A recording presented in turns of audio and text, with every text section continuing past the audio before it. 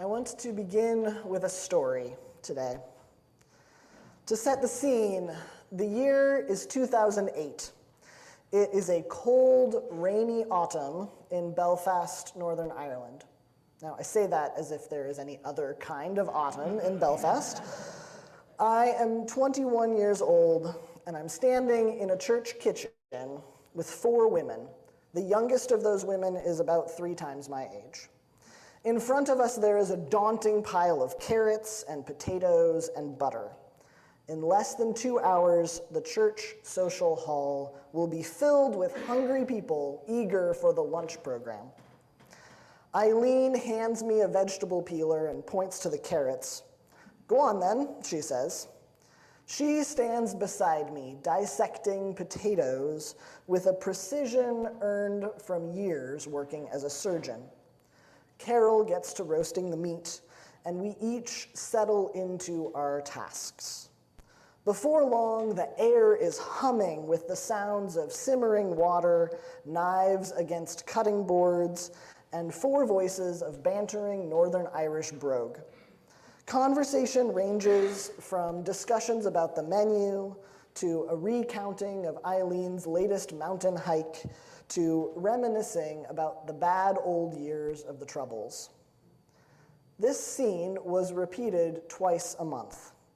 I worked with that church for nearly a year, serving through a Presbyterian young adults program. Now, I like to think that I knew how to cook before I arrived there, but the truth is, I still make mashed potatoes and boiled carrots the way I learned from those women.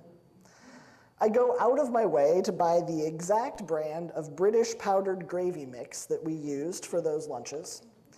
And when the weather turns dreary here, I make myself a lunch of bangers and mash with Bisto gravy. I drink a cup of milky tea, and I remember the women who made the kitchen of Kilmackie Presbyterian Church come alive. Now, I know I am not alone in linking food with memories. Perhaps your cookbook includes an old recipe card with molasses stains and grandma's handwriting. Maybe there is a dish that always appears at your family's table for a particular holiday. For my wife Christina's family, that's sauerkraut at Thanksgiving. Or there might be a home remedy for some ailment that you always return to, passed down by an ancestor. So often, our meals are a product of generations of cooks, each tweaking the recipe in their own way. Today, I invite you to think of Mary's song that we just heard in the same way. When this beautiful poem of praise spills out of Mary's heart, it doesn't just come from her.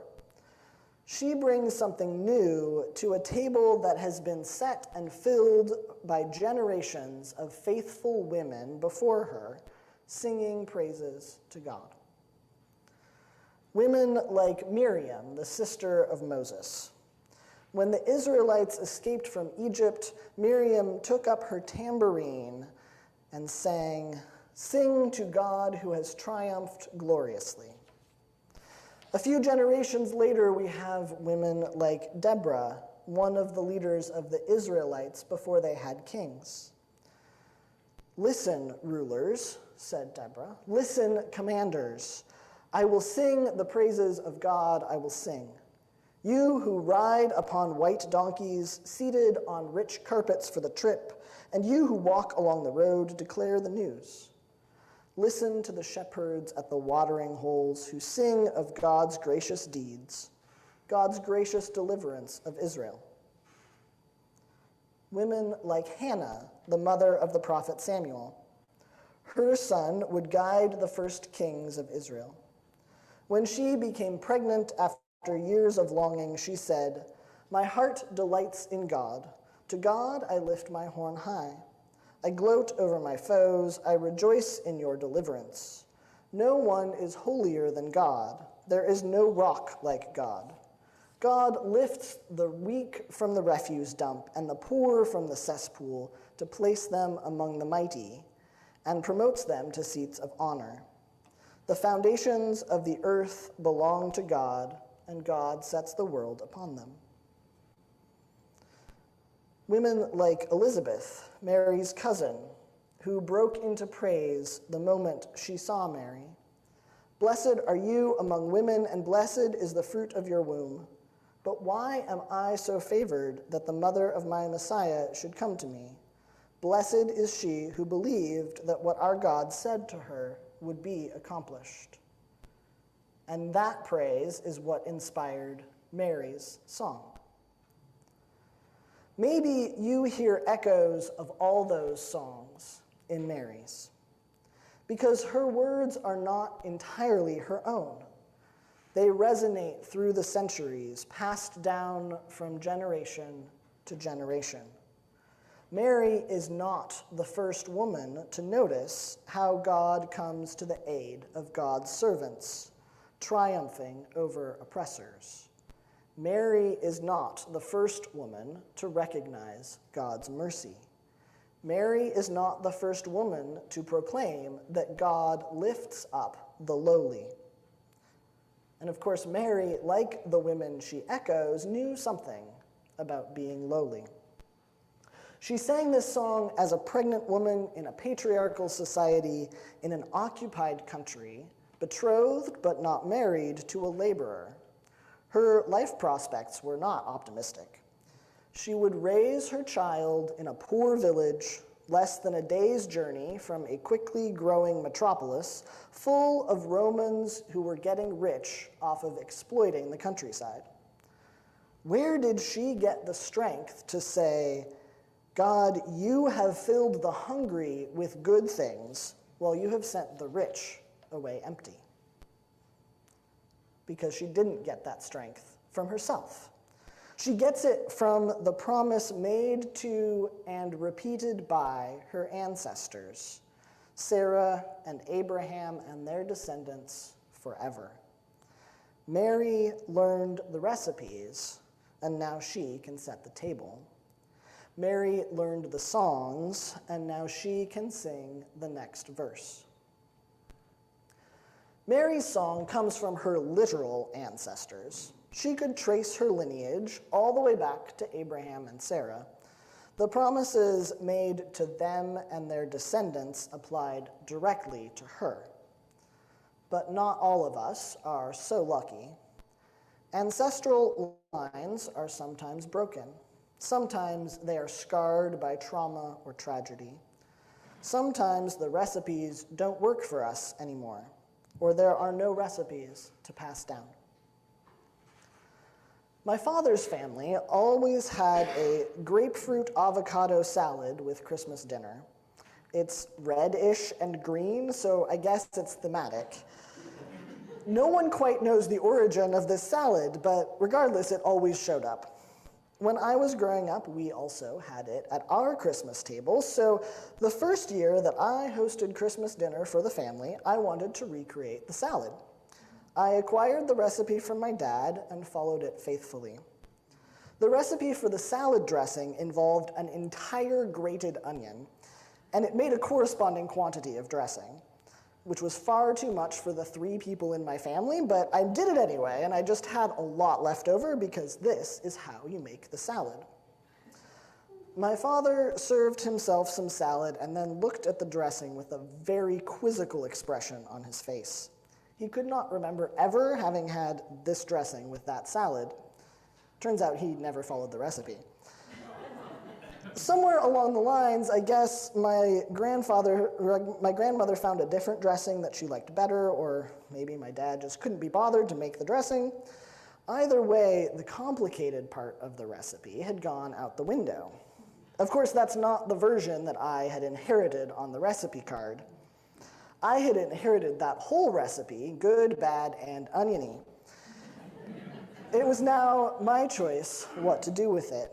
Would I cling to tradition, or would I stop serving what no longer served us? Fortunately, we do not have to work with just the recipes of our biological family. When the family table is more strife than song, we can learn melodies from others. In 1963, a crowd of people in front of the Lincoln Memorial in Washington, D.C., began to sing. We shall overcome. We shall overcome. We shall overcome someday. Oh, deep in my heart, I do believe we shall overcome someday. Joan Baez was leading the crowd, but it wasn't her song. It came, in fact, from many different places. The tune is probably part of a Catholic hymn, first published in 1792, and partially another hymn from the mid-1800s, maybe a little bit of a drinking song mixed in there. The words were inspired by a passage from the biblical book of Galatians, written by the Apostle Paul around the year 50. The first version of the song was published in 1901, written by a black pastor and hymn writer. It was taken up by an interracial group of women leading a union strike 40 years later. The folk singer Pete Seeger learned it from them, and he taught it to Dr. Martin Luther King Jr. with a few verses added. Other student activists adapted the song further until it took the form we generally know today, and it has been used in protest movements around the world ever since. So when I sing, "We shall overcome," it brings to mind images of civil rights leaders linking arms as they cross a bridge in the face of police opposition. I am connected singing this song with generations of people who have worked for justice. Many of those people came from very different walks of life than myself, but we all sing the same song, and we all hope for the same peace. Mary rejoiced because her ancestors rejoiced. Mary hoped for justice because her ancestors taught her to see the long arc of the universe bending that way. But even when we have an inheritance of joy and justice, it can be hard to follow the recipe. Human failings are just as much a part of our existence. Fortunately, we have one more teacher, nature. Hannah reminds us in her song that God put the world on its foundations. When we cannot find inspiration in our ancestry, biological or spiritual, we can find it in the earth. Robin Wall Kimmerer is a native Potawatomi scientist. She's most famous for her book Braiding Sweetgrass. And she explores the many things that she learns from the natural world, the gifts she receives when she slows down to notice what is around her. Kimmerer says, "Even a wounded world is feeding us. Even a wounded world holds us, giving us moments of wonder and joy. I choose joy over despair, not because I have my head in the sand, but because joy is what the earth gives me daily, and I must return that gift." So when the world around us is weary and wounded, when we begin to despair at what we see in the news or in our communities or in ourselves, may we go back to the kitchen and prepare a meal that sustains us. May we season it with joy found in the earth, with hope passed down from our ancestors. Let us return that gift. Amen.